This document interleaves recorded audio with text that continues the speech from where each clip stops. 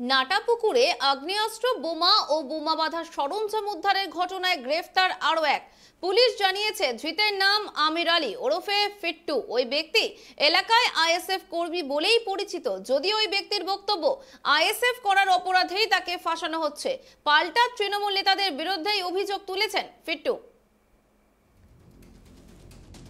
রাজ্যে একের পর এক জায়গায় উদ্ধার বোমা, আগ্নেয়াস্ত্র।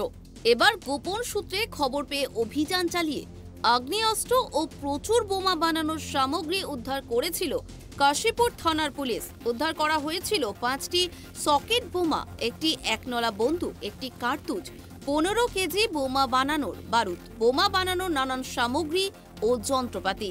এবার সেই তদন্তের জেরে গ্রেফতার আরও এক। উল্লেখ্য, বুধবার রাতে ভাঙাড়ের নাটাপুকুরে নবিরুল মোল্লা নামে এক ব্যক্তির বাড়িতে অভিযান চালায় পুলিশ। সেখান থেকে প্রায় 15 কেজিরও বেশি বোমা বানানোর বারুদ ও বোমা বানানোর সামগ্রী উদ্ধার করেছে পুলিশ। পাশাপাশি আগ্নেয়াস্ত্র উদ্ধার করেছে পুলিশ। বোমা বানানোর সময়ই হাতে নাতে তাদের ধরা হয়েছে বলে পুলিশ সূত্রে খবর। ঘটনায় গ্রেফতার নবিরুল মোল্লা ও তার ছেলে শামসুর রহমান। আজ সেই ঘটনায় গ্রেফতার করা হয়েছে আমির আলী ওরফে ফিট্টুকে। বীরভূম থেকে অপুশীলের রিপোর্ট, ট্রাইব টিভি।